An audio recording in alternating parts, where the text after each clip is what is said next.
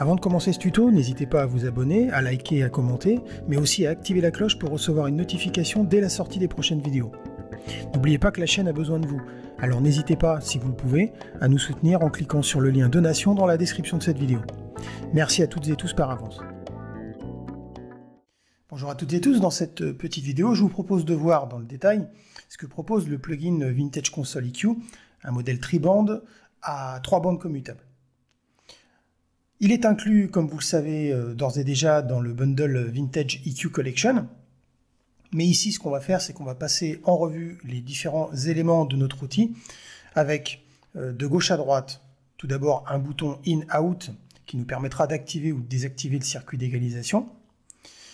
D'ailleurs, bien que ce plugin soit beaucoup moins fourni en termes de réglage, comme le Channel EQ par exemple, vous retrouverez tout de même différents filtres, ici, tous commutables, sur la partie haute de la fenêtre. Vous disposerez tout d'abord d'un filtre coupe bas, passe haut, réglé de base sur 18 dB par octave, avec juste en dessous un potard qui vous permettra de choisir la fréquence de filtrage. Ici, vous pourrez même définir des valeurs se trouvant entre les paliers proposés, alors que la version hardware, elle, bénéficie d'un bouton cranté qui ne permettra pas des réglages intermédiaires. Ensuite, on retrouve un filtre low shelf, auquel un potard intitulé low gain permettra de définir une valeur pour notre filtre à plateau passe-bas. Ici, la plage s'étend de plus/- 16 dB. Et juste en dessous, le potard bleu vous donnera la possibilité de définir la fréquence centrale de votre filtre. Alors ici, on ira de 35 jusqu'à 220 Hz. Ensuite, on retrouvera un filtre mid paramétrique couplé à un potard dénommé mid gain offrant une plage de plus/- 18 dB. Le potard mid frec qui se trouve juste en dessous déterminera quant à lui la fréquence du filtre des médiums, ici étalonné de 0,36 jusqu'à 7,2 kHz. Pour finir, vous profiterez aussi d'un filtre high shelf possédant une valeur fixe de 12 kHz avec un potard high gain qui jouera lui aussi sur le niveau du filtre avec une étendue de plus/- 16 dB. Niveau utilisation, on retrouvera les grands principes de n'importe quel EQ avec différentes bandes de fréquences à travailler, même si visuellement l'interface n'offre pas la même représentation souple que celle du Channel EQ par exemple, on s'y retrouvera quand même. Comme je vous le disais précédemment, l'avantage du Vintage Console EQ par rapport à la version hardware de son glorieux aîné, c'est que les fréquences des différentes bandes bénéficient de potards variables, alors que sur la version originale, le choix de la fréquence reste fixe avec des potards crantés. Vous pourrez ainsi effectuer des ajustements beaucoup plus fins et précis en double-cliquant aussi sur la valeur qui se trouve juste ici et en insérant celle de votre choix, comme ceci. À droite de la fenêtre, vous trouverez comme section une section Output qui, elle, vous permettra de jouer avec le drive de votre EQ, plus quelques petits paramètres qui, pour l'instant, resteront sans utilité particulière. Alors maintenant qu'on a fait un tour d'horizon rapide de ce que proposait le Vintage Console EQ, voyons quelques exemples.